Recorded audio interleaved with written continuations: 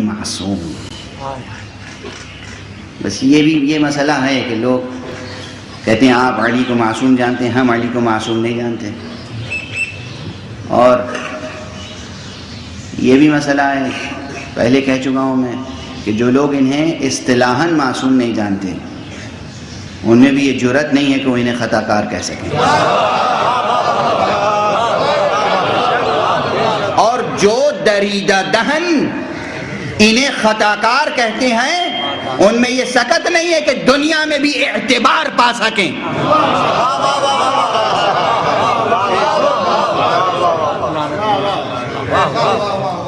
ہیں ایسے، ہیں ایسے. صرف ابو لہب اسی وقت تھوڑی تھا، ہر دور میں ابو جہل رہتے ہیں، ہر دور میں ابو لہب رہتے ہیں، ہر دور میں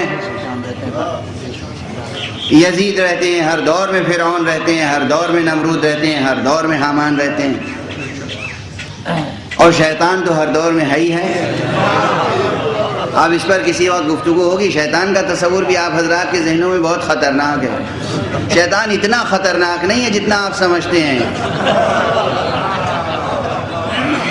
شیطان ہے مگر اتنا خطرناک نہیں ہے جتنے خطرناک ہم خود ہیں. دیکھیے اب میں نے نہیں کہا کہ آپ ہیں.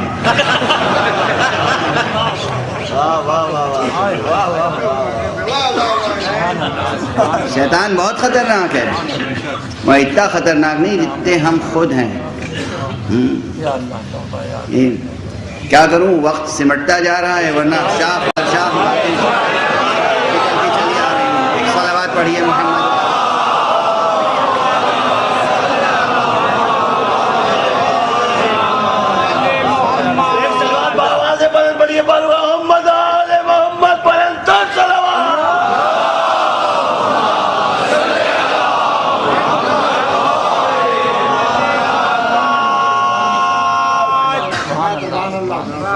بہرحال سب کچھ ہے، شیطان ہے، ہمارا نفس ہے جو بہت سی برائیوں خرابیوں کا منشا ہے اور سرچشمہ ہے.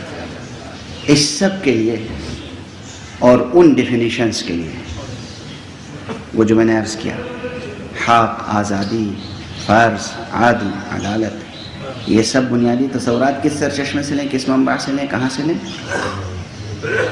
وحی سے، مکتب وحی سے، کتاب وحی سے، قرآن سے، رسول سے، اہل بیت رسول سے. کیونکہ یہ سیرت معصوم، یہ میزان معصوم کی سیرت، پیغمبر کی سیرت معصوم. علی معصوم ہے. عصمت علی جو لوگ قبول نہیں کرتے ان کے لیے دو فقرے عرض کر دوں. ہماری زبان سے قبول نہ کیجیے. ہماری کیا حیثیت ہے؟ کوئی حیثیت نہیں. ہماری زبان سے قبول نہ کیجیے. آپ دیکھیے رسول مختار، رسول کبریا، رسول پاک، حضرت خاتم النبیین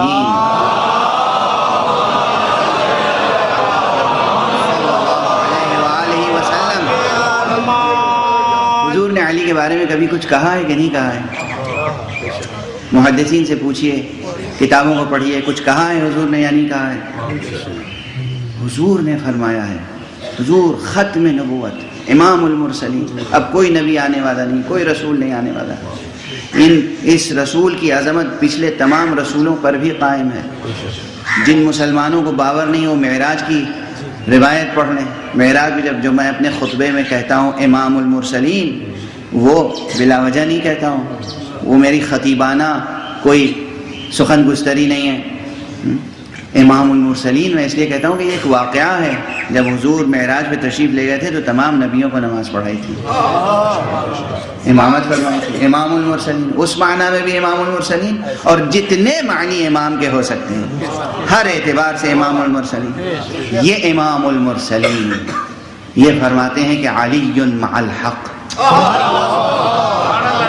والحق مع علی. علی حق کے ساتھ ہے، حق علی کے ساتھ ہے.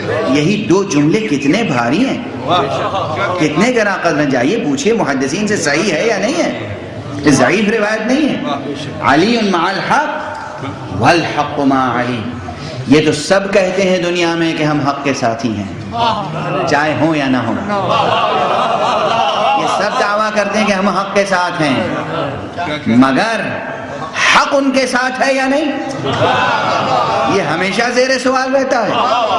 عدالتوں میں لوگ جاتے ہیں کس لیے؟ ہر فریق کہتا ہے حق ہمارے، ہم حق پر ہیں، ہم حق پر ہیں۔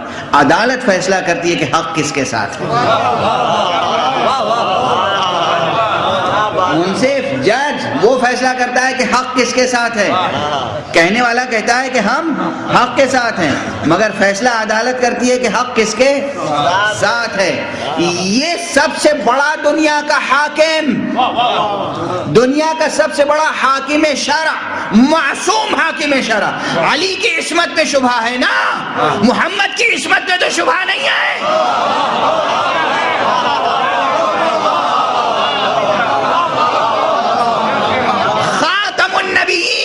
محمد عربی صلی اللہ علیہ وآلہ وسلم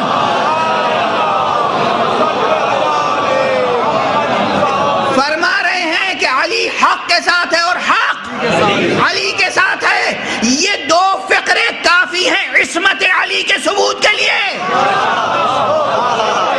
اور بات اگر یہیں تک رہ جاتی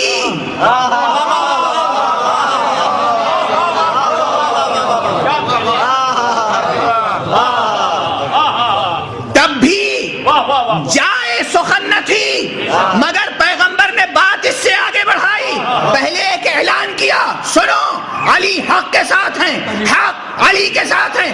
اس کے بعد ہاتھوں کو آسمان کی طرف اٹھا دیا، اللہم ادر الحق حیثما دار علی، پروردگار حق کو ادھر موڑ دے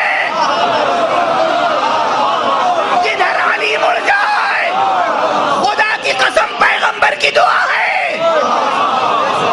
ارے جملہ سنیں، دنیا کے کسی بھی فرد کے لیے کوئی بھی نبی، کوئی بھی ولی، کوئی بھی امام، کوئی بھی روحانی پیشوا یہی تو دعا کر سکتا ہے، پروردگار اس کو ہمیشہ حق پر گامزن رکھنا۔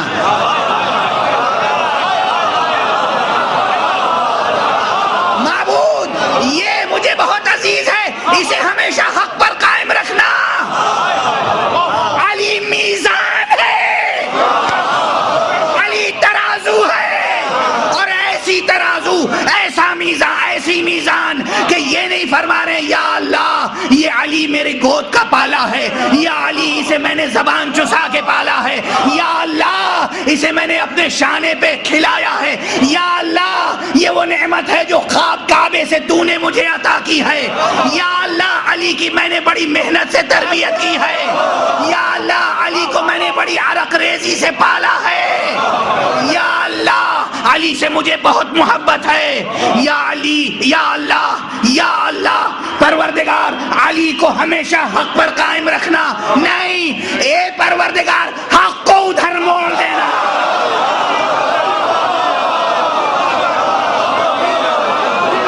جدھر علی مڑ جائے۔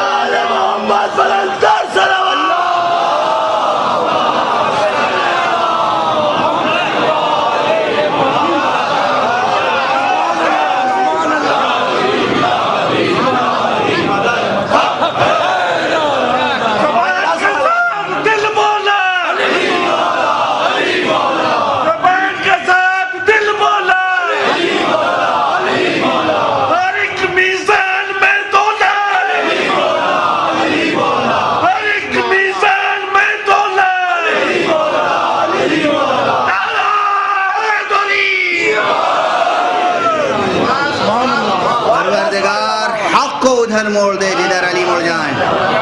اب علی جدھر مڑ جائیں، علی جدھر مڑ جائیں،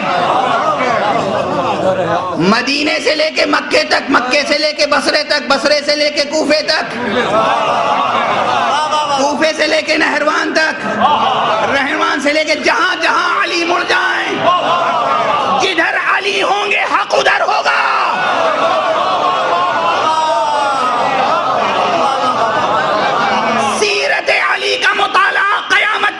مسلمان پر اس لیے واجب ہے تاکہ